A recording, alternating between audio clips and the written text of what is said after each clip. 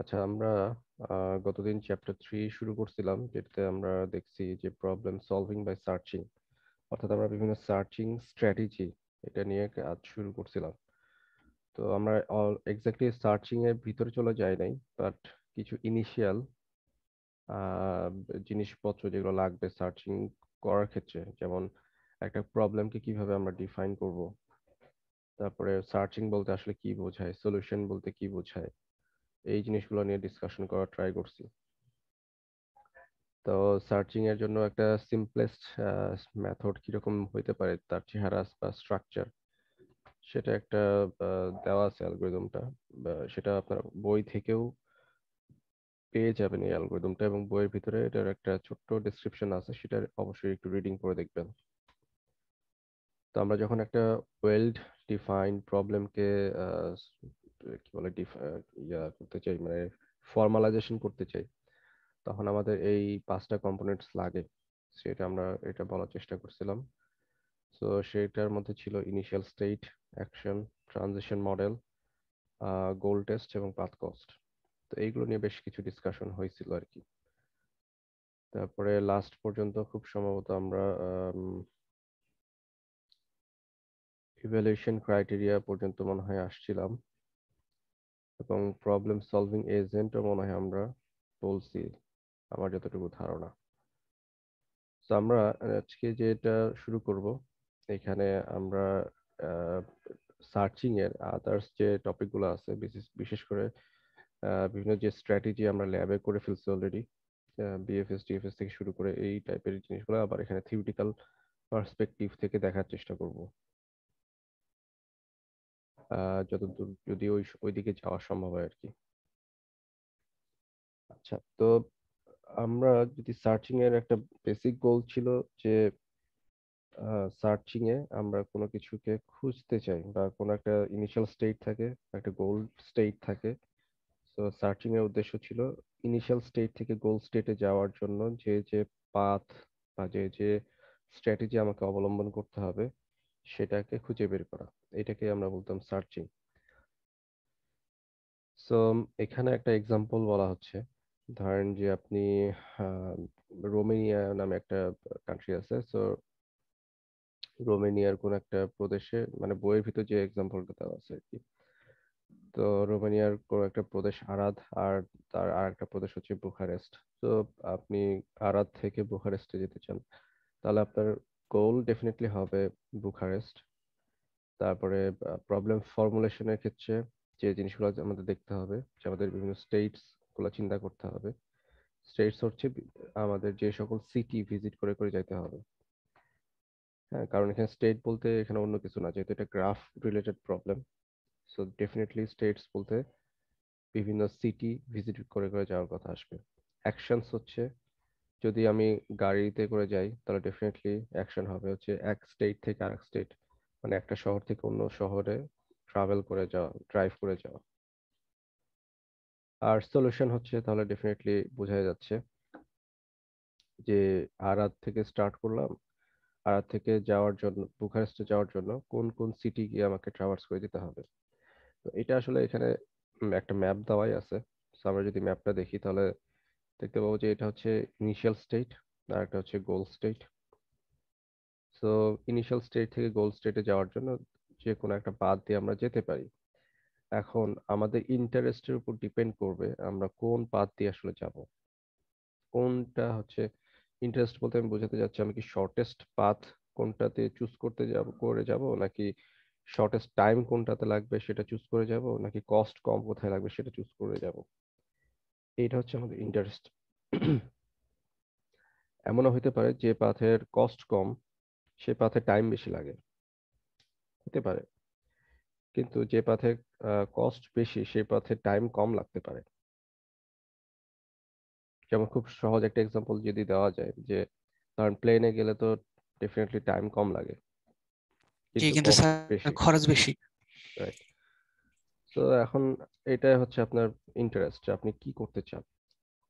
ঠিক আছে। তো আপনি যেটা করতে চান সেটা আপনাকে সেভাবে চুজ করে নিতে হবে, এবং সেই অনুযায়ী আপনার অ্যাকশন প্ল্যান ডিজাইন করতে হবে।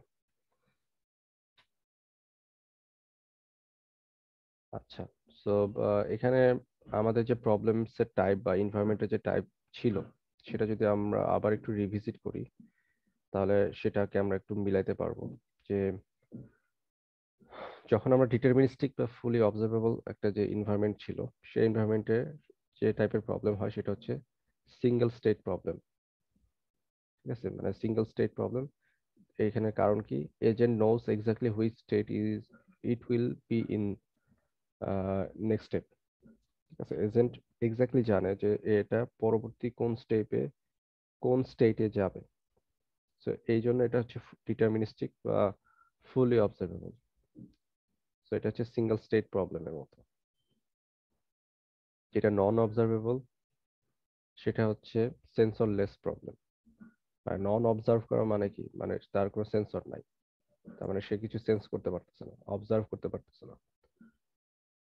সো এই ক্ষেত্রে যেটা হবে, agent may have no idea where it is. So তার মানে এজেন্টের কোনো আইডিয়াই থাকবে না যে এটা আসলে কোথায় আছে। তো সলিউশন কি হবে? সলিউশন হবে হচ্ছে সে কোন জায়গা থেকে কোন জায়গায় মুভ করতেছে, এটাই তার সলিউশন হবে, যেহেতু তার কোনো আইডিয়া নেই।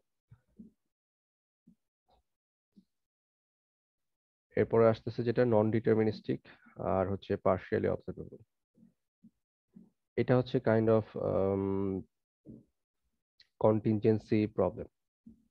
ঠিক আছে, person provides new information about the current state, often iterate ইন্টারলিভ search execution. তার মানে যেটা দাঁড়াচ্ছে যে যেটা হচ্ছে নন ডিটারমিনিস্টিক এবং পার্শিয়ালি অবজারভেবল, তাহলে ডেফিনেটলি আমরা এখানে কমপ্লিট ভিউ পাবো না। যেমন ফুলি অবজারভেবল যেটা হয়তো কমপ্লিট ভিউ পাওয়া যেত, আমরা এটা কমপ্লিট ভিউ পাবো না। সো এটাতে কি হবে, প্রত্যেকটা ইটারেশনে নতুন নতুন ইনফরমেশন আসবে, প্রত্যেকটা ইটারেশনে নতুন নতুন ইনফরমেশন আসবে। হ্যাঁ, আমি ধরেন কারেন্টলি এই স্টেটে আছি, ধরেন আমি কারেন্টলি মিরপুরে আছি, আমি এখান থেকে ধরেন ধানমন্ডি গেলাম। তো ধানমন্ডি যাওয়ার পর আমার যে স্টেটের ইনফরমেশন সেটা আপডেট হবে, এবং নতুন ভাবে আমাকে সব হিসাব করতে হবে গোলে পৌঁছানোর জন্য। ধরেন গোল হচ্ছে মতিঝিল। তো এটা হতে পারে। আর আননোন স্টেট স্পেস যেটা, সেটা হচ্ছে এক্সপ্লোরেশন বেসড প্রবলেম। যেখানে আমি আননোন স্টেট বলতে যেটা বোঝাচ্ছে, কোন স্টেট কখন আসবে সেটা কোনো কিছু জানা নাই। ঠিক আছে, মানে একটা স্টেট থেকে আমি অন্য স্টেটে যে যাব, কিভাবে যাব সেটা জানা আছে, কিন্তু ওই স্টেটে, নতুন স্টেটে যে কি হবে সেটা আমার জানা নাই। এটা জানা নাই মানে ওই রিলেটেড কোনো ইনফরমেশনই নেই আমাদের। হ্যাঁ, মানে যাওয়ার সময় বুঝতে হবে যে এই জায়গায় এই প্রবলেমটা হইতেছে। হ্যাঁ, কাইন্ড অফ এরকম। সো তার মানে আমাকে এক্সপ্লোর করে করে যেতে হবে প্রত্যেকটা স্টেট স্পেসকে। এখানে একটা জাস্ট কি বলে একটা এক্সাম্পল দেওয়া ট্রাই করা হয়েছে যে, ধর একটা ভ্যাকুয়াম ক্লিনার যেটা এক্সাম্পলটা, এটা হচ্ছে সিঙ্গেল স্টেট। যদি একটা স্টেটের প্রবলেম হয়, তাহলে যেটা হবে যে আহ, কোন একটা সেলে আছে, সে কোন কাজটা করতে হবে। তো সেই সেলের কি স্ট্যাটাস আছে সেটা দেখে জাস্ট অ্যাকশন নিতে হবে। যেমন যদি ডার্টি থাকে তাহলে ময়লা পরিষ্কার করতে হবে, আর যদি ডার্টি না থাকে তাহলে হয়তো মুভ অন করে যেতে হবে। কিন্তু যদি সেটা সেন্সরলেস হয়, ঠিক আছে, সেন্সরলেস বলতে সে কোনো কিছু জানে না, আর তার কোনো সেন্সর নাই, সে ডিটেক্ট করতে পারতেছে না যে কোথাও ময়লা আছে নাকি নাই, তাহলে সে কিভাবে কাজ করবে, তার কাজের আইডিয়াটা কি হবে?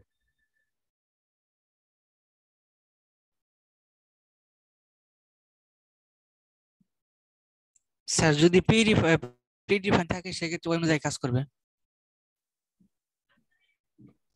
আহ সেটা একটা ইস্যু, কিন্তু সেন্সর যেহেতু নাই, সে কিন্তু বুঝতে পারবে না যে কোথায় ময়লা জি আছে স্যার, নাকি নাই। কোথায় ময়লা আছে তো কোথায় কি তাহলে আছে। আসলে তার যেটা করতে হবে, ময়লা যদি না থাকে তাও পরিষ্কার করতে হবে, ময়লা থাকলেও পরিষ্কার করতে হবে, তাই না? আদারওয়াইজ তার গোল ম্যাক্সিমাইজ হবে না কখনোই।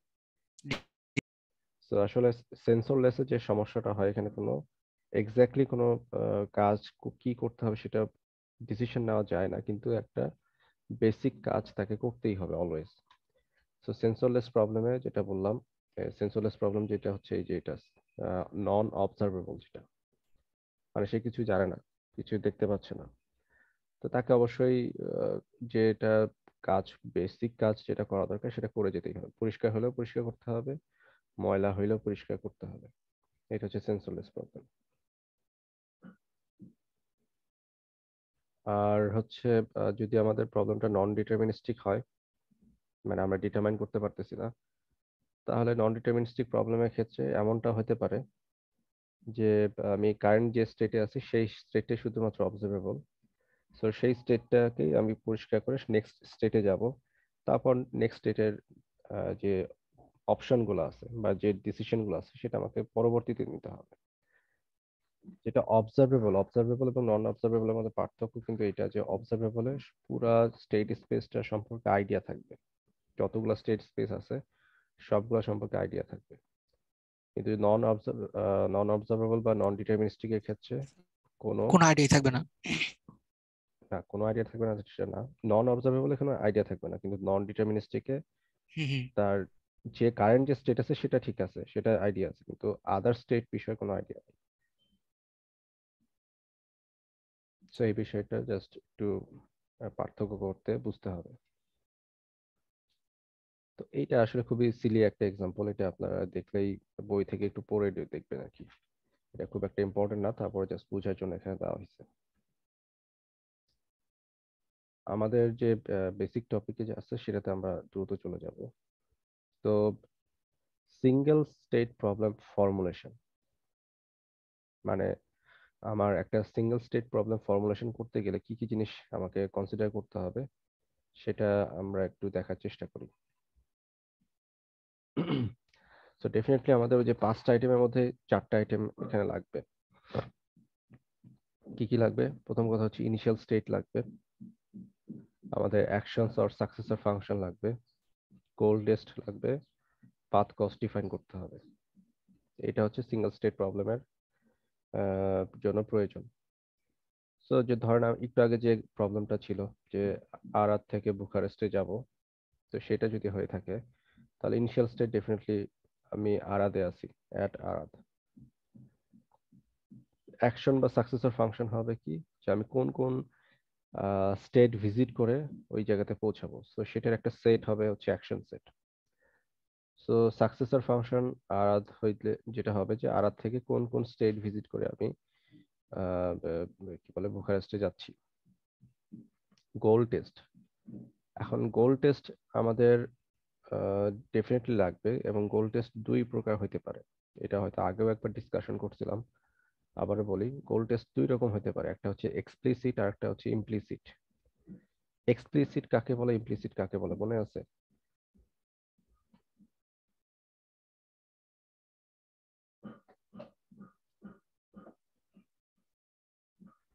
এক্সপ্লিসিট হচ্ছে যে গোলটা আমি সরাসরি মেজার করতে পারি, যেমন স্যার একটা লোকে প্রত্যক্ষ আর একটা পরোক্ষ এরকম কিছু। হ্যাঁ, কাইন্ড অফ। সো আমি সরাসরি মেজার করতে পারি যেটা, যেটা হচ্ছে এক্সপ্লিসিট। এক্সপ্লিসিট, আর যেটা স্যার কোনো ই লাগে সেটা হলো ইমপ্লিসিট, হ্যাঁ, যেখানে কোনো পরোক্ষ। ক্যালকুলেশন লাগে, হ্যাঁ হ্যাঁ। যেখানে কোনো ক্যালকুলেশন লাগে সেটা হচ্ছে ইমপ্লিসিট। অর্থাৎ যেমন আমি যদি আমার গোল যদি হয় বুখারেস্ট, আরা থেকে বুখারেস্টে পৌঁছানো, তাহলে বুখারেস্টে আমি পৌঁছাইছি কিনা সেটা হচ্ছে সরাসরি ওই কোন স্টেটে আছে চেক করলে হয়ে যাচ্ছে। তো সেটা হচ্ছে এক্সপ্লিসিট। কিন্তু ইমপ্লিসিট দেখেন চেকমেট। চেকমেট মানে হচ্ছে ওই যে দাবা খেলার যে বিষয়টা। সো একটা রাজাকে চেক আসলে হয়েছে কিনা সেটা চেক করার জন্য তার মুভ দেওয়ার কোনো পসিবিলিটি আছে কিনা, সে কোনো জায়গায় মুভ করতে পারবে কিনা, অনেকগুলো হিসাব নিকাশ করতে হয়। তো সেটা হচ্ছে ইমপ্লিসিট। সহজে এটা মানে সরাসরি বের করা যাবে না, ক্যালকুলেশন করতে হবে। পাথ কস্ট ডেফিনেটলি আমরা আগেও ডিসকাশন করছি। পাথ কস্টে যেটা হয়, আমি কোন নোড থেকে কোন নোডে যাচ্ছি সেই নোডের এক এক নোড থেকে আরেক নোডে যাওয়ার যে কস্ট সেটাকে আমরা পাথ কস্ট বলতেছি বা স্টেপ কস্ট বলতেছি। So path cost normally additive হয়, মানে যোগ করে করে সামেশন করে করে আমাকে যেতে হবে। সো আমি কোন স্টেট থেকে কোন স্টেটে যাচ্ছি সেটার যে কস্ট গুলো সবগুলো সামেশন করে টোটাল পাথ কস্ট ডিফাইন করতে হবে।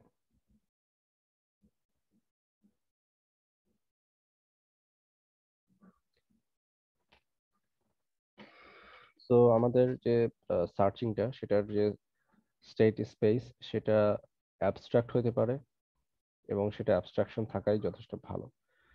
তো যেমন ধরেন যে আমি আরাদ থেকে কোনো একটা মাধ্যম দিয়ে বুখারেস্টে পৌঁছাবো। এখন আমি যদি এক্সপ্লিসিটলি সবকিছু বলতে থাকি যে এইখান থেকে ডানে যাব, ওইখান থেকে বামে যাব, তারপরে হচ্ছে এখান থেকে এত কিলোমিটার বেগে যাব, এগুলো দরকার নেই। মূল কথা হচ্ছে যে এখানে অ্যাবস্ট্রাকশনের যে বিষয়টা, যে সলিউশনে আমি যে যে নোডগুলো ট্রাভার্স করতেছি, সেই নোডগুলো ট্রাভার্স করার জন্য সলিউশন যে স্পেসটা, বা যে আমাদের যে সলিউশন যে কি বলে অ্যাকশনসটা যেটা হবে, একটা সার্টেন নোড থেকে যাত্রা শুরু করে আমি কোন একটা সার্টেন নোডে পৌঁছাচ্ছি, ইনিশিয়াল স্টেট থেকে গোল স্টেট। সো এই যে সেটটা তৈরি করবো আমরা, সলিউশন সেট, সেটার মধ্যে আমাদের আসলে কি বলে আহ, এত ইনফরমেশন দেওয়ার দরকার নেই।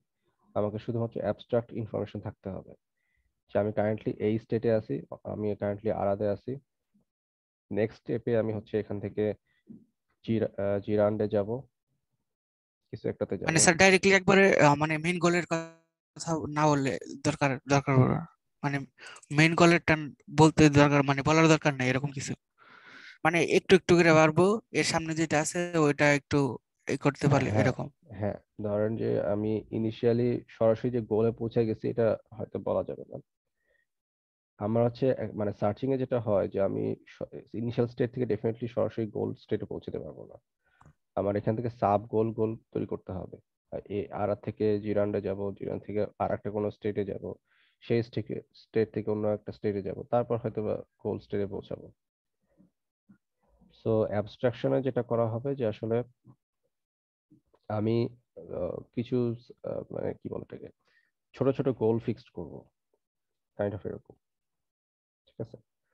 এবং আমি কোন স্টেট থেকে কোন স্টেটে যাচ্ছি এটা জাস্ট আমার স্টেট স্পেসে সেভ করা থাকবে। স্টেট স্পেসে সেভ করা থাকবে বলতে আমি মানে সলিউশন স্পেসে সেভ করা থাকবে যে আমি অমুক স্টেট থেকে অমুক স্টেটে যাচ্ছি আস্তে আস্তে। এবং সেটা আলটিমেটলি যদি সার্চ করার পরে গোল স্টেটে পৌঁছায়, তাহলে আমার গোলটা ফাইন্ড করতে পারছি, আদারওয়াইজ আমার এই সার্চিংটা গোলে পৌঁছায় নাই, কাইন্ড অফ এরকম হবে। তো এখানে অনেক বেশি ইনফরমেশন থাকার দরকার নাই, জাস্ট কোন স্টেট থেকে কোন স্টেটে যাচ্ছি এটুকু থাকলেই যথেষ্ট।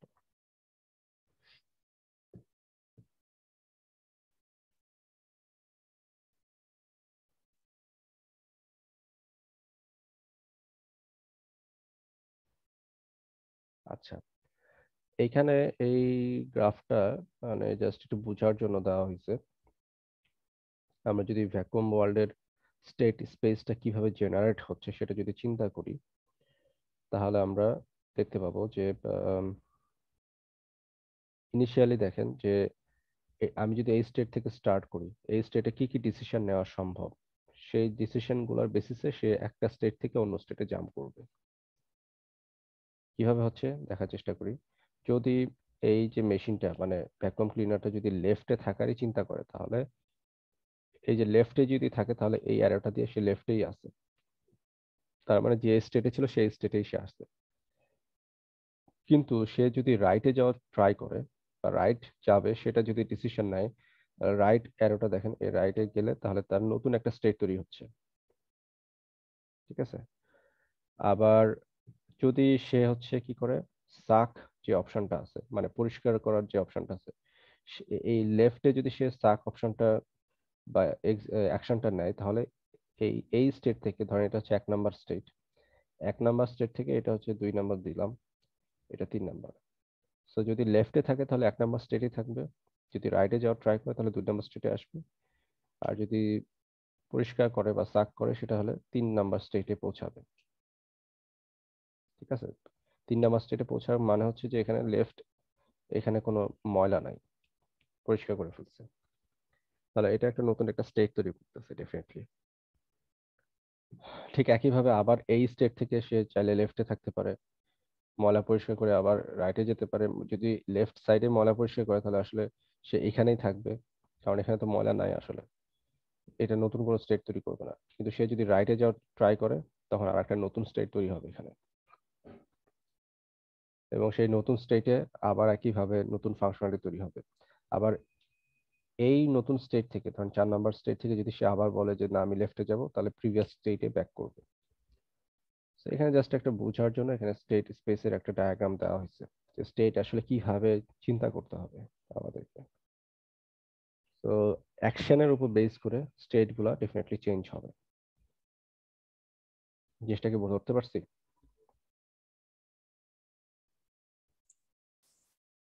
জি স্যার। জি স্যার। আচ্ছা,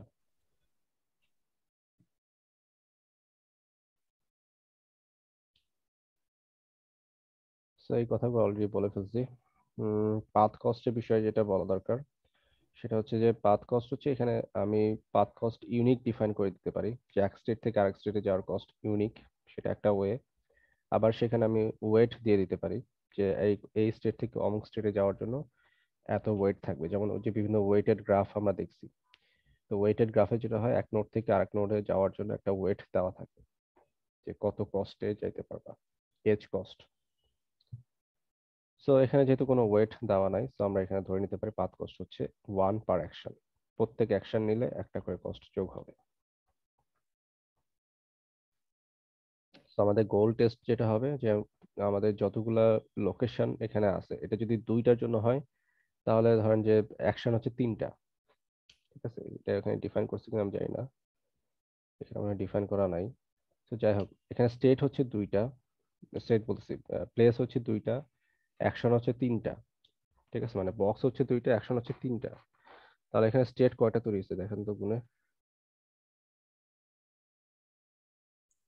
6টা স্যার। এই 6টা কেমন? স্যার এই যে এক একটার সাথে 2টা করে যদি হয় তাহলে স্যার ওইভাবে 3টা হবে, আর জোড়া ধরলে স্যার 6টা।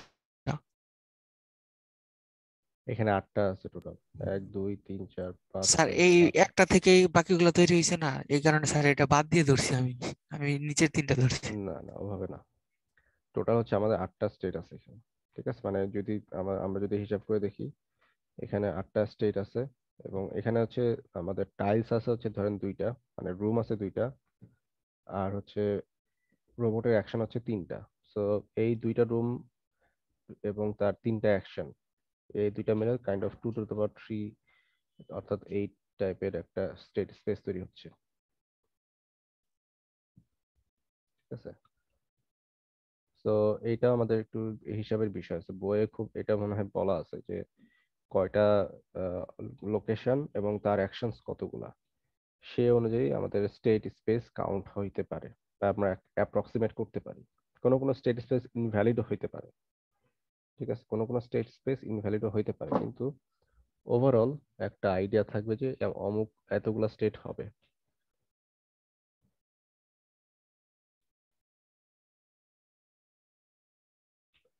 ওকে, এটা এটা কোন পাজল? 8 puzzle game. এটা কি আমরা খেলছি কখনো? আর ছোট থাকতে গেছিলাম। জি স্যার। আচ্ছা, তো এটার যে স্টার্ট স্টেট যে কোনো কিছু হইতে পারে, গোল স্টেটও কিন্তু যে কোনো কিছু হইতে পারে। তবে প্রাইমারি গোল স্টেট হচ্ছে যে সবগুলোকে একটা সিকোয়েন্স অনুযায়ী দেখা, এটা একটা প্রাইমারি গোল স্টেট। ঠিক আছে, তো ইনিশিয়াল স্টেট তো যে কোনো র্যান্ডম হতে পারে, গোল স্টেট হচ্ছে যে কোনো একটা হতে পারে। তো এই স্টেট থেকে অমুক স্টেটে আমাদের যাওয়ার জন্য যে আহ, কাজটা করতে হবে, স্টেট বলতে আমরা যেটা বুঝবো আসলে এখানে যে লোকেশন অফ টাইলস, মানে একটা টাইলস মুভ করলে নতুন একটা স্টেট তৈরি হচ্ছে। ঠিক আছে, অ্যাকশনস কি হবে? অ্যাকশনস হবে হচ্ছে আমার এই টাইলস গুলাকে, মানে যে ঘরগুলাকে left right top up down এইসব আমরা করতে পারি, এগুলো হচ্ছে আমাদের অ্যাকশন। গোল হচ্ছে যে গোলটা যেহেতু বলা আছে আমাদের জাস্ট চেক করে দেখতে হবে আমি যে এখন যে এই ঘরটা মুভ করার কারণে যে স্টেটে আসলাম সেই স্টেটে গোলের সমান হয়েছে কিনা, এটা চেক করে দেখতে হবে। আর পাথ কস্ট হচ্ছে ডেফিনেটলি 1 পার মুভ। সো এটা আমাদের এক ঘর করে মুভ করলে এক কস্ট হবে। একটা জিনিস এখানে নোট হিসেবে দেখানো হয়েছে যে optimal solution of NP puzzle family is NP hard. Optimal solution বলতে আসলে কি বোঝাচ্ছে? তো সহজে এটা যেভাবে সলভ করতে পারবো এটা ইজিলি। সহজে সলভ বলতে আসলে কি বোঝাচ্ছে? মানে কস্ট কম কিভাবে হবে, হলে সহজ হয়? কস্ট কম হবে, হ্যাঁ, কস্ট কম হবে, পাথ ভালো কস্ট কথা। কম হবে। হ্যাঁ, আমার প্রাইস গুলো আমি যত মিনিমাম মুভ দিয়ে সরাতে হবে, রাইট? মানে পাথ কস্ট কম মানে কি আসলে মিনিমাম কয়টা মুভ দিয়ে আমি টাস্কটা সলভ করব, মানে এই পাজলটা সলভ করব।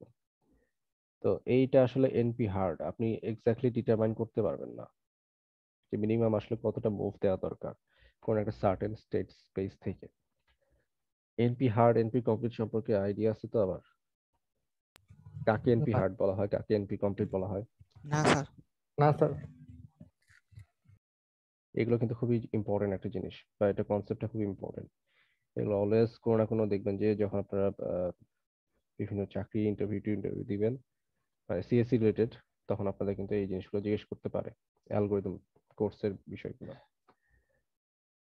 আমি খুব সংক্ষেপে বলি, সেটা হচ্ছে যে একটা প্রবলেম সলভ হবে কি হবে না সেটা ডিটারমিনেশন করতে হবে। মানে আমরা যে কমপ্লেক্সিটি যে বিষয়টা আছে, বিগ ও নোটেশন দিয়ে আমরা চিন্তা করি।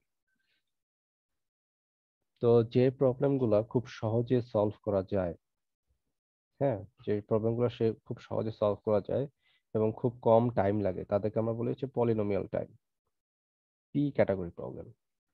যেটা হচ্ছে পলিনোমিয়াল টাইম, মানে পলিনোমিয়াল টাইমের মধ্যে এটা সলভ করা সম্ভব।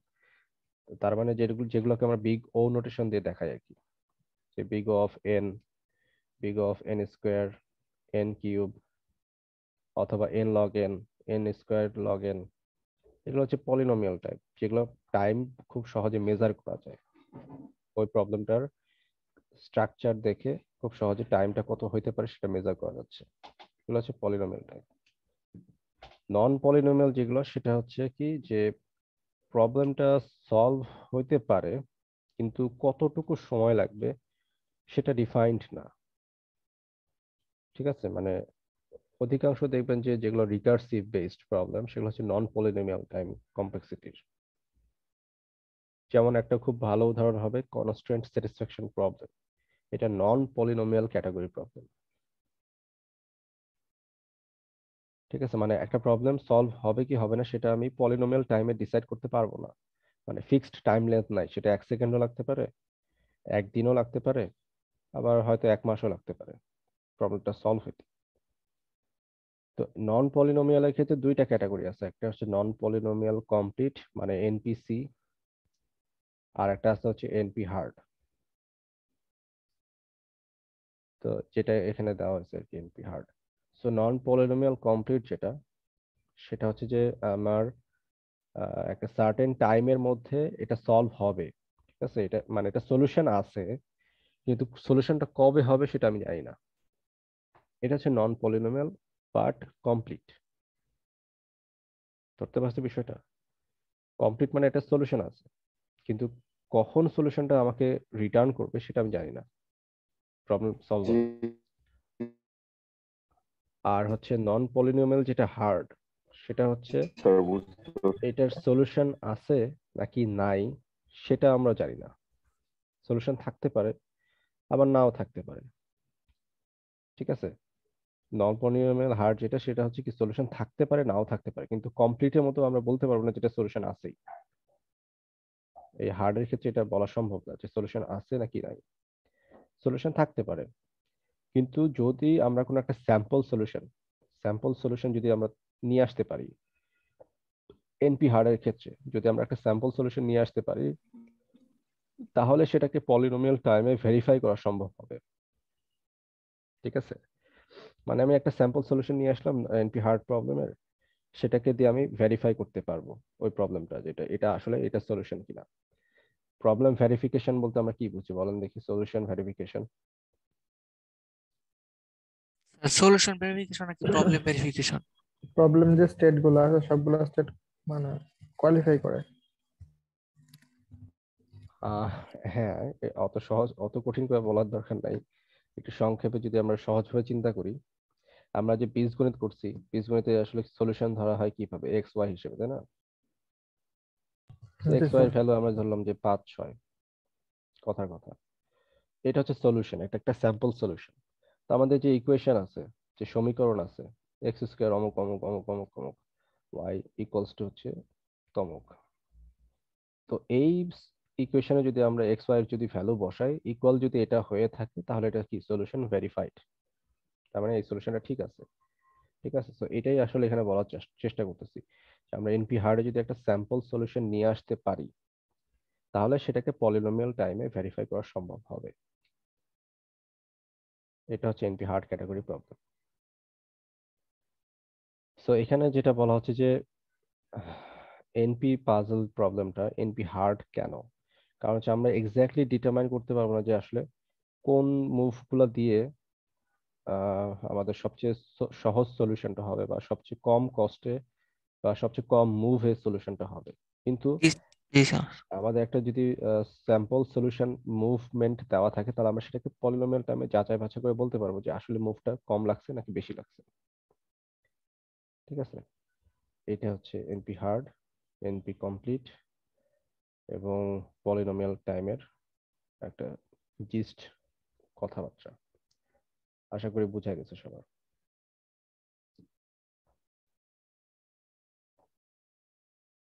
স্যার এটা হার্ড, কারণ স্যার এটা ইনিশিয়াল পজিশন যে কোনো জায়গায় থাকতে পারে, যে কোনো ভাবে থাকতে পারে, এক এক জায়গা থেকে এক এক ধরনের টাইম লাগতে পারে, এই কারণে স্যার এটা এনপি হার্ড হইতে পারে।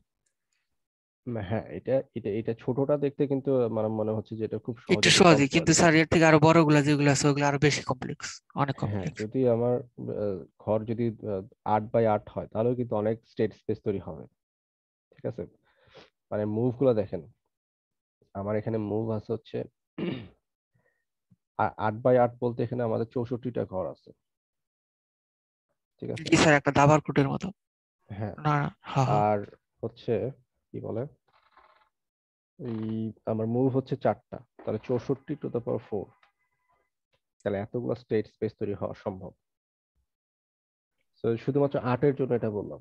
তো এখন যদি আমাদের কি বলে ঘরের সংখ্যা যদি 100 বাই 100 হয় তাইলে শেষ। তাহলে তো অবস্থা কাহিল। তো এটা তখন আমরা কিভাবে অপটিমাল সলিউশন বের করবো এটা আসলে বলা সম্ভব না। এই জন্য এটা বলছে যে এনপি পাজল ফ্যামিলি, নট হচ্ছে মানে এন পাজল ফ্যামিলি, নট যে আমার ছোট্ট পাজল এটার জন্য না, যে কোনো পাজলের ক্ষেত্রে বা অনেক বড় পাজলের ক্ষেত্রে এটা হবে আর কি।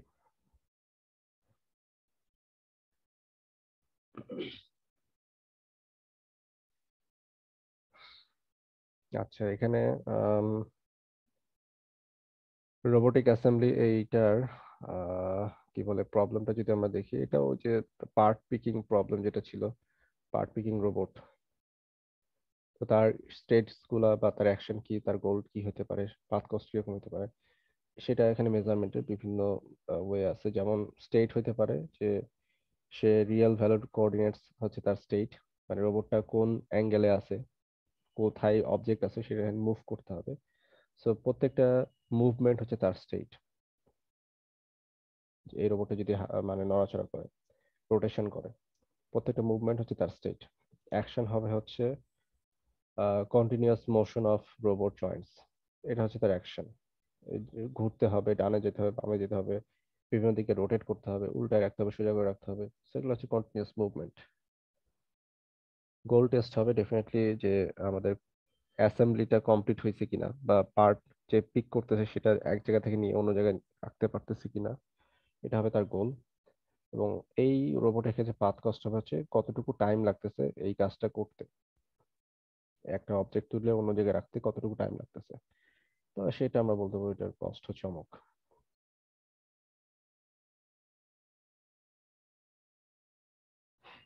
এখন চলে আসতেছে আমাদের ট্রি সার্চিং। তো ট্রি সার্চিং এ আসলে এখানে আমরা আমাদের বেসিক টপিক শুরু করতেছি যে আহ, আমাদের যে ল্যাবে যে কাজগুলো আমরা করতেছি, ট্রি সার্চিং বা গ্রাফ সার্চিং, তো সেই আইডিয়া, তো বেসিক আইডিয়াটা ট্রি সার্চিং এর ক্ষেত্রে যেটা হয়, ট্রি কাকে বলে সেটা আগে জানতে হবে। আহ, যে কোনো গ্রাফকে ট্রি বলে কিনা সেটাও আমাদেরকে পরিষ্কারভাবে বুঝতে হবে। তো আমাকে একটু বলেন যে ট্রি কাকে বলে। স্যার কোন সার্কেলে, মানে কোন গ্রাফে যদি সার্কেল না থাকে তাহলে স্যার হ্যাঁ, এখন গ্রাফের সাইকেল বা সার্কেল যদি না থাকে সেটা ট্রি হয়, সেটা আমরা বুঝতেছি, কিন্তু তার আগে আমাকে গ্রাফ ডিফাইন করতে হবে। গ্রাফ হচ্ছে বিভিন্ন নোড এবং ভার্টেক্স, সরি, নোড এবং এজের সমষ্টি। তো সেই গ্রাফের ক্ষেত্রে যদি আমাদের কোনো সাইকেল না থাকে তাহলে তাকে আমরা বলবো ট্রি। এখন ট্রি সার্চিং এর যে বেসিক আইডিয়া সেটা হচ্ছে যে একটা নোড থেকে স্টার্ট করব, যে কোনো একটা রুট নোড থেকে স্টার্ট করব এবং সেই রুট নোডের চাইল্ড গুলোকে এক্সপ্যান্ড করব। যে কোনো একটা রুট নোড থেকে স্টার্ট করব এবং তার যতগুলো চাইল্ড আছে সেইগুলোকে এক্সপ্যান্ড করব, মানে ট্রাভার্স করব। আবার সেই চাইল্ড থেকে আবার তার যে চাইল্ড আছে তাদের ক্ষেত্রে তাদেরকে এক্সপ্যান্ড করব। এখন এই স্ট্র্যাটেজিটাই আসলে এখানে আমাদের এই অ্যালগরিদমের মধ্যে দেওয়া হয়েছে। যে ট্রি সার্চিং এ যেটা করা হবে, আমাদের প্রবলেম ডিফাইন থাকবে, কিছু স্ট্র্যাটেজি বলা থাকবে কিভাবে আমি ট্রাভার্স করব, সেটা হচ্ছে আমার স্ট্র্যাটেজি। আর এটা হচ্ছে আমাদের সলিউশন রিটার্ন করবে, হয় সলভ করতে পারবে অথবা সলভ করতে পারবে না, ফেলিয়ার রিটার্ন করবে। কোনটা রিটার্ন করবে সেটা ডিপেন্ড করবে।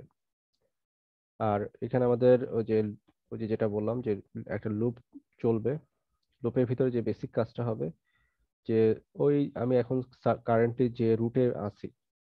আমি যে রুটে আছি সেই রুটে কোনো চাইল্ড আছে কিনা।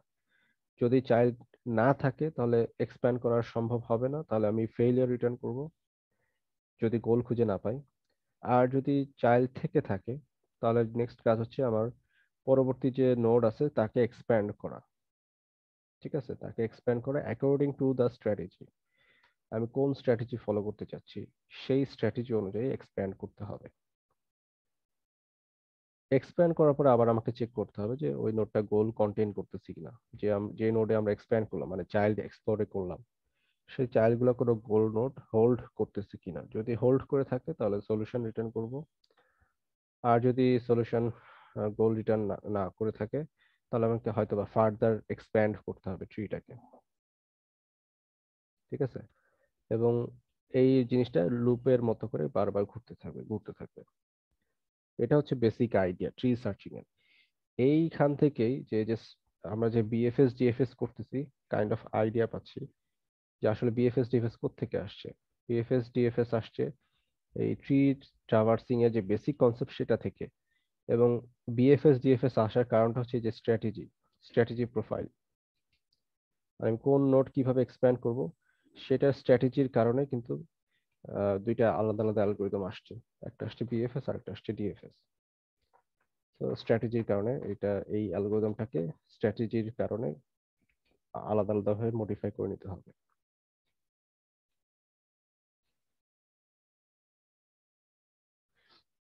সো এখানে জাস্ট এক্সাম্পল দেওয়া হয়েছে। যদি আর থেকে স্টার্ট করি, ট্রি সার্চিং যেটা বেসিক ট্রি সার্চিং, তার যে চাইল্ড আছে তাদেরকে ট্রাভার্স করা হবে। আবার প্রত্যেকটা চাইল্ডকে আস্তে আস্তে, এই যেমন শিবুকে যদি আমি ধরি তাহলে তার যে চাইল্ড আছে তাদেরকে ট্রাভার্স করা হবে। ঠিক আছে, এইভাবে আস্তে আস্তে প্রত্যেকটা এক্সপ্যান্ড হবে। এখন একটু খেয়াল করে দেখি যে শিবুতে যখন আমি আসছি, একটু খেয়াল করে দেখেন এই যে এখানে আরাদ আবার আসছে। ঠিক আছে, আরাদ কিন্তু আবার আসছে, তার মানে কি দাঁড়াচ্ছে, আরাদ তো এখানে শিবুর প্যারেন্ট হওয়ার কথা, কিন্তু শিবু থেকে আবার আরাদে কেন যাচ্ছে? কি মনে হয় কেন যাচ্ছে?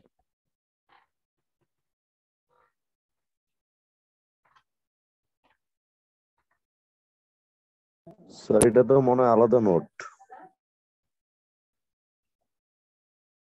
না, আলাদা নোড না। এই আরাদ হচ্ছে শিবুর সাথে কানেক্টেড। সো মানে এটা হচ্ছে বিষয়টা এরকম যে আমি ইনিশিয়ালি আরাদ থেকে স্টার্ট করছি, আরাদ থেকে তার চাইল্ডে গেছিলাম শিবুতে। ঠিক আছে, কিন্তু ঘটনা হচ্ছে আমি যখন এই নোডের পার্সপেক্টিভে আসি, হুম, এই নোডের পার্সপেক্টিভ থেকে আসি, এই নোডের সাথে যারা যারা কানেক্টেড তাদেরকে আমাকে চাইল্ড হিসেবে এখন কনসিডার করতে হবে। যাবো কি যাবো না সেটা পরের বিষয়, কিন্তু এই নোডের সাথে যারা যারা কানেক্টেড তাদেরকে আমাকে চিন্তা করতে হবে চাইল্ড হিসাবে। এটা কিন্তু real life parent sir, child না। বুঝতে পারছি। এই কারণে এটা এভাবে আবার নতুন স্যার করে ডিএফএস আসছে। যেভাবে করেছিলেন ওভাবে হ্যাঁ, ডিএফএস আমরা এখনো যাই নাই, ডিএফএস এর স্ট্র্যাটেজিটা এই ট্রি সার্চিং থেকে আসছে আর কি।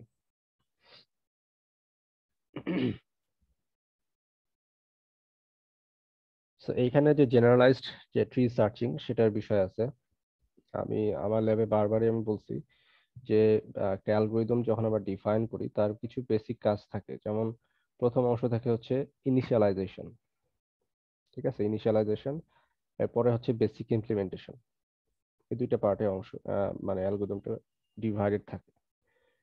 তো আমরা যদি আমাদের আমাদের যদি খেয়াল থাকে, আমাদের ম্যানুয়ালের ভিতরে দেখছি যে বিএফএস টিএফএস এর ক্ষেত্রে প্রথম অংশে আমাদের কিছু ছিল, কি বলে, ইনিশিয়ালাইজেশনের পার্ট ছিল। ঠিক আছে, যেমন আমাদের এখানে ফ্রিঞ্জ বলতে একটা নতুন একটা টার্ম আছে। ফ্রিঞ্জ কি? ফ্রিঞ্জ হচ্ছে জাস্ট একটা ডেটা স্ট্রাকচার যেটার মধ্যে নোড গুলাকে হোল্ড করা হবে। ঠিক আছে, এটা হচ্ছে ফ্রিঞ্জ। সো যেমন আমরা গ্রাফ যেটা ধরি, আমাদের যে আমরা যদি বিএফএস ডিএফএস এর কথা চিন্তা করি, গ্রাফ যেটা আমরা নিয়ে কাজ করছি সেটা কিন্তু আমাকে একটা অ্যারেতে রাখছি। সো ওটা এক কাইন্ড অফ একটা ফ্রিঞ্জ। আবার বিএফএস এর ক্ষেত্রে আমরা কিউ ব্যবহার করছি, সো কিউ হচ্ছে একটা কাইন্ড অফ ফ্রিঞ্জ। সো এটাকে নর্মালি মানে বইতে দেখতে পাবেন ফ্রিঞ্জ আকারে ডিফাইন করা হচ্ছে। তো ইনিশিয়ালাইজেশনের ভিতরে কিছু ইনিশিয়ালাইজেশন করা থাকে, কোনটা আমার মানে ইনিশিয়াল নোড বা কোনটা স্টার্টিং নোড, কোনটা গোল নোড, সেগুলো ইনিশিয়ালাইজ করা হবে। এরপর হচ্ছে এক্সপ্যান্ড নামে যে অপশন আছে তাকে কল করা হবে। ঠিক আছে, এক্সপ্যান্ড নামে অপশনটাকে কল করা হবে। এক্সপ্যান্ড এর মধ্যে আমি কিভাবে কোন নোড কিভাবে ট্রাভার্স করব সেটা এখানে ডিফাইন করা থাকবে। ঠিক আছে, যেমন আমরা যদি বিএফএস এর কনসেপ্ট চিন্তা করি, বিএফএস এর যেটা ছিল ইনিশিয়ালাইজেশনের পর একটা হোয়াইল লুপ চলতো, একটা কিউ চলতো।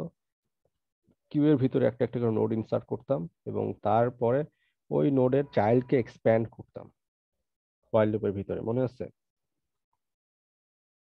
ল্যাব অবশ্যই করে থাকলে এটা মনে থাকার কথা।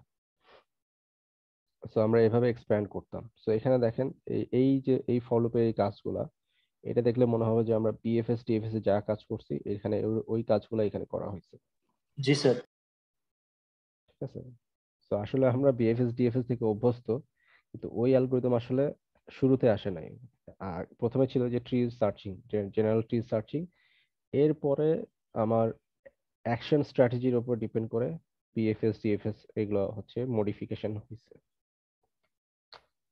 তো এটা আমি এক্সপ্লেন করতেছি না, এটা আপনারা দেখলেই বুঝে যাবেন।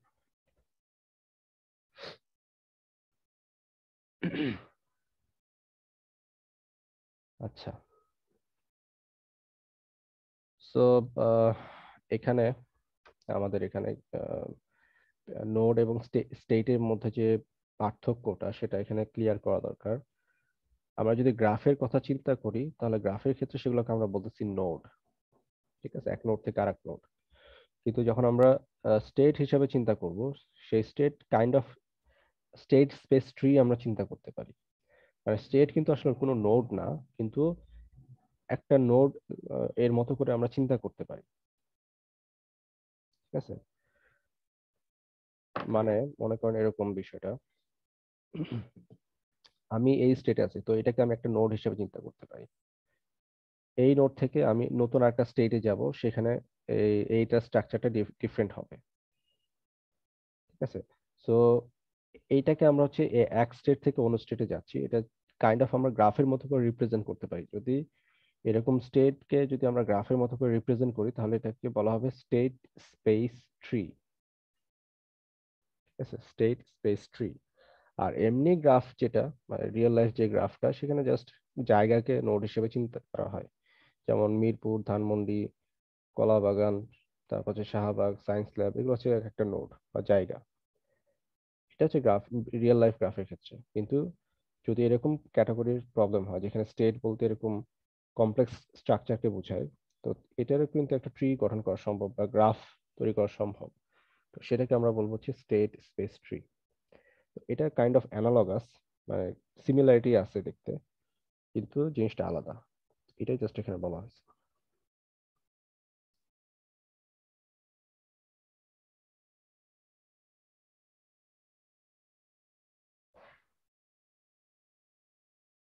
আচ্ছা, তো বাকি বিষয়গুলো খুবই সহজ, কারণ বিএফএস ডিএফএস অলরেডি আমরা করে ফেলছি। জাস্ট একটু থিওরিটিক্যাল কনসেপ্ট আমাদের এখানে নিতে হবে।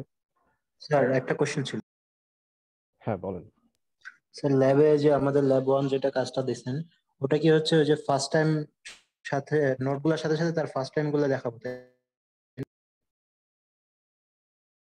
কোন কাজটা? যে ল্যাব 1 স্যার ডিএফএস এর যে ল্যাব রিপোর্ট 1, হ্যাঁ, প্রবলেমটা কি ছিল? প্রবলেম ওখানে লাগছে ট্রপোলজিক্যাল। অর্ডারের সাজাইতে বলছে। জি স্যার, টপোলজিক্যাল অর্ডার। আচ্ছা, টপোলজিক্যাল অর্ডারটা হচ্ছে যে অথবা টপোলজিক্যাল সর্ট আছে না, ডিএফএস ইউজ করে টপোলজিক্যাল সর্টিং করতে হবে। হ্যাঁ, টপোলজিক্যাল অর্ডারটা হচ্ছে যে কোন নোডটা আগে শেষ হয়েছে, ফিনিশ হয়েছে, বা কোন নোডটা আগে ট্রাভার্স হয়ে গেছে বা কাজ শেষ হয়ে গেছে, এটা একটা অর্ডার। স্যার যে কোনো একটা দেয়া করতে বলছিলেন না, যে হয়তো শুরু নইলে শেষ। হ্যাঁ, যে কোনো একটা দিয়ে করলেই হবে, ওটা সমস্যা না। কিন্তু টপোলজিক্যাল অর্ডারের বেসিক কনসেপ্ট আসলে অন্য জায়গায়। টপোলজিক্যাল অর্ডারটা আসলে হয় যে বিভিন্ন কাজকে যদি আমরা ডিফাইন করি এবং কাজের মধ্যে যদি কোনো ডিপেন্ডেন্সি থাকে, তখন কোন কাজটা আমাকে আগে করতে হবে, কোন কাজটা পরে করতে হবে, এটা হচ্ছে ডিফাইন করতে হয়। ওই ক্ষেত্রে জি আসলে স্যার, আমি অনলাইনে টপোলজিক্যাল সার্চ অর্ডারটা লাগে। দিয়েছিলাম, এই জিনিসটা আর কি একটু 19-20 আছে। হ্যাঁ, একটু ডিফারেন্ট, কিন্তু ডিএফএস এর কনসেপ্টটা ব্যবহার করে টপোলজিক্যাল অর্ডারটা করা লাগে আর কি। এই কারণে এটা জি রিলেটেড স্যার। প্রবলেম হিসেবে চিন্তা করছি, বা চিন্তা করা হয়েছে ল্যাব ম্যানুয়ালে। Okay sir, thank you sir. আচ্ছা, সো এখন একটা অ্যালগরিদম যদি আমরা কতটুকু ভালো, মানে একটা স্ট্র্যাটেজি, সার্চ স্ট্র্যাটেজি কতটুকু ভালো, বা সেটা আমাদের জন্য সুইটেবল কিনা, সেটা যাচাই বাছাই করার জন্য কিছু প্যারামিটার আছে। ঠিক আছে, মানে ওই কিছু প্যারামিটার হচ্ছে এরকম যে অ্যালগরিদমটা কমপ্লিট কিনা, তার কমপ্লিটনেস এর বিষয় হিসাব করতে হবে, তার টাইম কমপ্লেক্সিটি কি রকম, স্পেস কমপ্লেক্সিটি কি রকম, এবং অপটিমালিটি আছে কিনা, মানে অ্যালগরিদমটা ভালো সলিউশন কম খরচে বের করতে পারবে কিনা। ঠিক আছে, তো সেটাকে আমরা বলবো অপটিমালিটি। আর আমরা যেহেতু গ্রাফ টাইপের প্রবলেম সলভ করতেছি, তো এখানে আমাদের কিছু জিনিস মাথায় রাখতে হবে। যেমন বি, বি হচ্ছে আমাদের ম্যাক্সিমাম ব্রাঞ্চিং ফ্যাক্টর, মানে একটা নোডের কয়টা চাইল্ড থাকতে পারবে সর্বোচ্চ, যে কোনো একটা নোড তার কয়টা সর্বোচ্চ চাইল্ড থাকতে পারবে, সেটাকে আমরা বি দিয়ে ডিফাইন করতেছি। ডি হচ্ছে আমাদের depth of least cost solution. D হচ্ছে ডেপথ, মানে রুট নোড থেকে কত ডেপথে আমরা গেছি, সেটাকে আমরা বলতেছি ডি বা ডেপথ। এম হচ্ছে ম্যাক্সিমাম ডেপথ।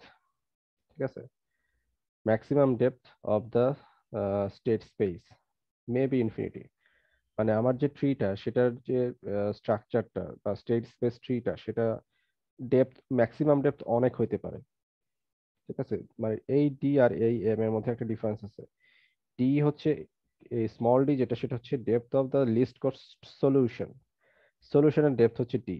আর এম হচ্ছে আমাদের স্টেট স্পেসের ডেপথ, মানে পুরা ট্রি এর সম্পূর্ণ ডেপথ হচ্ছে এম।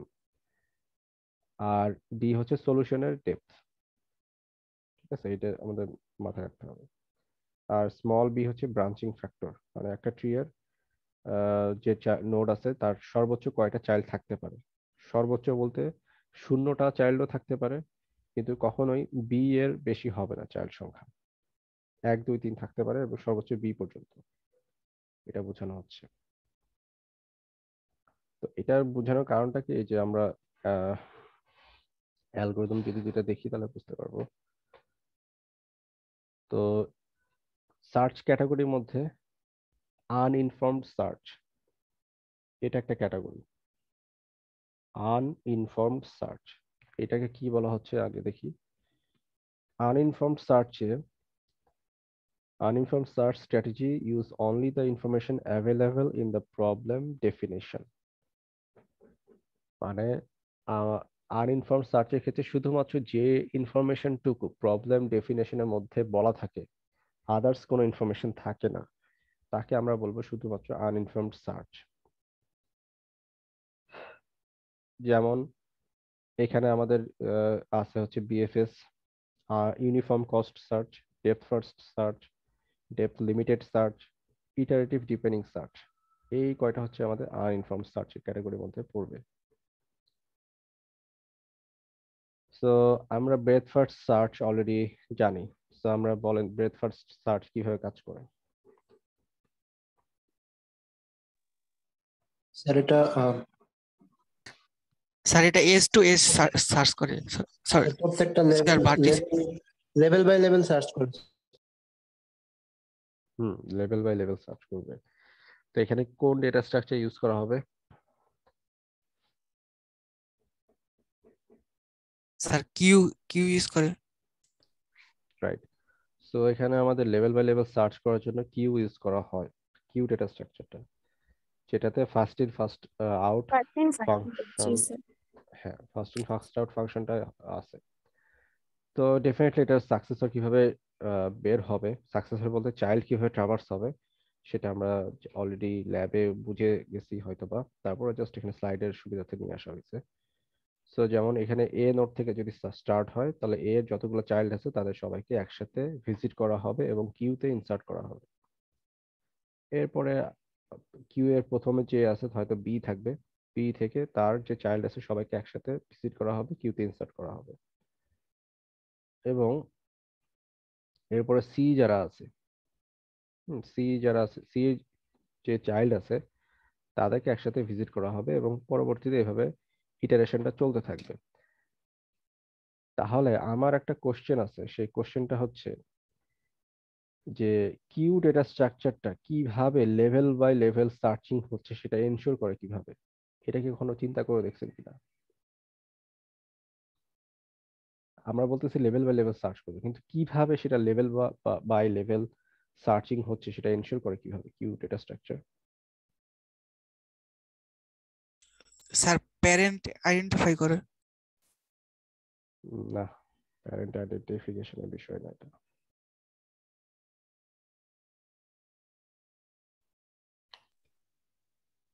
স্যার এজ কাউন্ট করে স্যার, যে একটা নির্দিষ্ট নোড থেকে নির্দিষ্ট পরিমাণ এজ পরে কতগুলা চাইল্ড আছে ওগুলাকে সব কিউয়ে ঢুকায়। আচ্ছা, এটা যদি আমি এভাবে বলি যে ধরেন আমার যে কিউটা আছে সেটা এই কিউ দিয়ে আমি রিপ্রেজেন্ট করতেছি। তো বিএফএস এ যেটা হয়, কিউতে প্রথমে এ ইনসার্টেড হবে, এ এর সাথে যারা যারা কানেক্টেড তাদের চাইল্ডকে পরবর্তীতে এ বের হয়ে যাওয়ার পরে তাদেরকে ইনসার্ট করা হবে, তাই না? তার মানে কি বি এবং সি পরবর্তীতে ইনসার্টেড হবে। নেক্সট ইটারেশনে কে বের হবে কিউ থেকে? যেটাকে যার চাইল্ডে যাব আমি সেই প্যারেন্টটা। অ্যাড হয়েছে সেটা রিমুভ হবে স্যার। হ্যাঁ, কে রিমুভ হবে সেটা আগে বলো। জি স্যার। স্যার বি সি যে কোনো স্যার, যদি যেটা আগে কিউতে প্রবেশ করবে যেটা স্যার বের হবে আগে ওইটাই। হ্যাঁ, সিকোয়েন্স অনুযায়ী আমাদের দেখতে হবে যে বি আগে আছে লাইনের, এটা লাইন ওয়াইজ আমরা তাহলে যদি স্যার চিন্তা করি। বি এর সি আগে ইয়ে করবে স্যার, হ্যাঁ, ক্যালকুলেশন হবে। হ্যাঁ, তো তার মানে কি বি বের হয়ে যাবে, সি থাকবে এবং ইনসার্ট হবে হচ্ছে ডি এবং ই, ডি এবং ই ইনসার্ট হবে। এরপরে কে বের হবে? স্যার সি বের হবে, ডি আর ই থাকবে। সি বের হয়ে যাওয়ার পরে ডিই থাকবে এবং সি এর যে সকল চাইল্ড আছে তাদেরকে আবার ইনসার্ট করা হবে, এফ জি। এফ আর জি। জি স্যার। তো একটু খেয়াল করে দেখেন তো যে এ হচ্ছে আমাদের 0 লেভেলের নোড, বি সি হচ্ছে 1 নাম্বার লেভেলের নোড এবং টি ই এফ জি এর হচ্ছে 2 নাম্বার লেভেলের নোড। তো একটু খেয়াল করে দেখেন তো 1 নাম্বার লেভেল শেষ হয়ে যাওয়ার আগে 2 নাম্বার লেভেলের কোনো কাজ শুরু হয়েছিল কিউতে?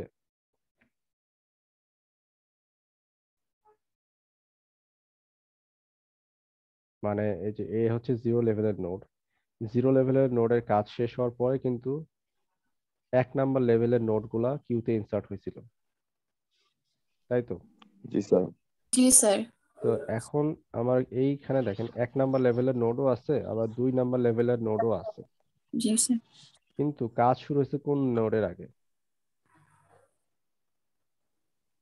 1 নাম্বার নোডের আগে স্যার। মানে 1 নাম্বার লেভেলের নোডগুলোর কাজ শুরু হয়েছে, তাই না? মানে এবং 1 নাম্বার লেভেলের নোডগুলো কাজ শেষ হওয়ার পরে কিউতে আছে শুধুমাত্র 2 নাম্বার লেভেলের নোড। জি স্যার। তার মানে জিনিসটা দাঁড়াচ্ছে কি, এই যে কিউ যে স্ট্রাকচারটা সেটা এনশিওর করতেছে যে আগে যারা ঢুকছে, মানে যে যে নোডগুলা প্রথম লেভেলের ছিল তারা শেষ হওয়ার আগে কখনোই সেকেন্ড লেভেলের বা তার পরের লেভেলের নোডগুলো স্টার্ট হবে না।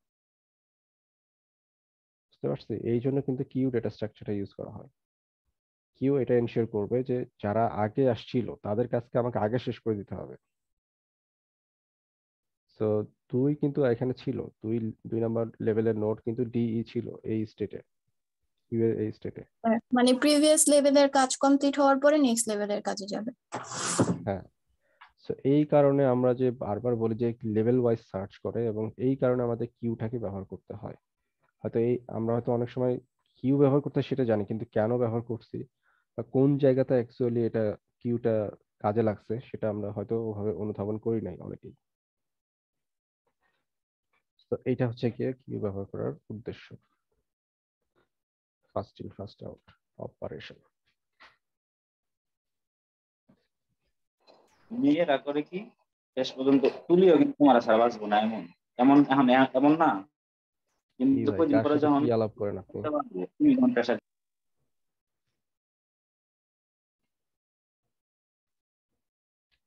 আচ্ছা, যাই হোক। সো নেক্সট কাজ হচ্ছে ব্রেথ ফার্স্ট সার্চের যে চারটা মানে অ্যালগরিদমটা, সেটার ক্যাটাগরি ওয়াইজ একটু অ্যানালাইসিস করা, যে এটা কি রকম অ্যালগরিদম। পিএফএস কি কমপ্লিট?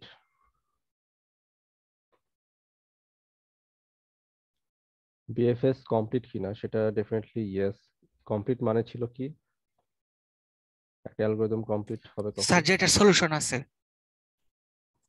হ্যাঁ, সলিউশন ফাইন্ড করতে পারতেছি জি কিনা। স্যার। সো তার মানে বিএফএস কমপ্লিট, কারণ হচ্ছে যদি আমার বি ফাইনাইট হয়, বি যদি ইনফিনিটি হয় তাহলে তো সলিউশন আমাদের খুঁজতে খুঁজতে সারা জীবন লেগে যেতে পারে। জি স্যার। কিন্তু ফাইনাইট মানে ব্রাঞ্চিং ফ্যাক্টর, চাইল্ড যদি লিমিটেড হয় তাহলে অবশ্যই সলিউশন পাওয়া সম্ভব। টাইম কমপ্লেক্সিটি, এখানে আপনাদের মনে হতে পারে যে আমরা তো জানি যে বিএফএস এর কমপ্লেক্সিটি অ্যালগরিদমে দেখছি big of V plus E. যাদের হয়তো মনে আছে তারা হয়তো বলবেন যে বিএফএস এর কমপ্লেক্সিটি তো big of V plus E, তাহলে এটা এরকম কেন, এখানে টাইম কমপ্লেক্সিটি এরকম কেন? স্যার পলিনোমিয়াল দেখে এই কারণে। না, এখানে হচ্ছে আমাদের ট্রি এর কথা বলা হচ্ছে, এখানে তো কোনো গ্রাফের কথা বলা হয়নি, যে কোনো গ্রাফের কথা না, এটা ট্রি এর কথা বলা হয়েছে। এবং ট্রি এর ক্ষেত্রে দেখেন ব্রাঞ্চিং ফ্যাক্টরটা কিন্তু ইম্পর্টেন্ট একটা টার্ম। সো ইনিশিয়ালি যেটা জিরো লেভেলে আছে, জিরো লেভেলে যেটা আছে সেটা খুঁজতে 1 সেকেন্ড সময় লাগবে ধরেন। পরের যে লেভেলে যারা আছে তাদের কি 20 সংখ্যক নোড আছে না পরের লেভেলে? আমার কথা কি ধরতে পারছেন? মানে যেটা জিরো লেভেলে আছে তার সেখানে তো একটা নোড আছে। পরের লেভেলে যারা থাকবে তাদের কি 20 সংখ্যক নোড থাকার কথা না সর্বোচ্চ? দুই 1 নাম্বার লেভেলে সর্বোচ্চ 20 সংখ্যক নোড থাকার কথা। 2 নাম্বার লেভেলে কয়টা থাকবে সর্বোচ্চ নোড?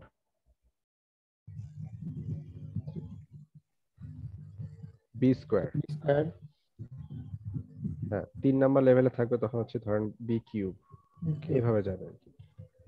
ঠিক আছে, তো এই কারণে এখানে কমপ্লেক্সিটি যদি আমরা চিন্তা করি বিষয়টা এইভাবে আসছে, 1 + b + b² + b³ dot dot dot ultimately আমাদের যে ডেপথ আছে সেই পর্যন্ত যাবে।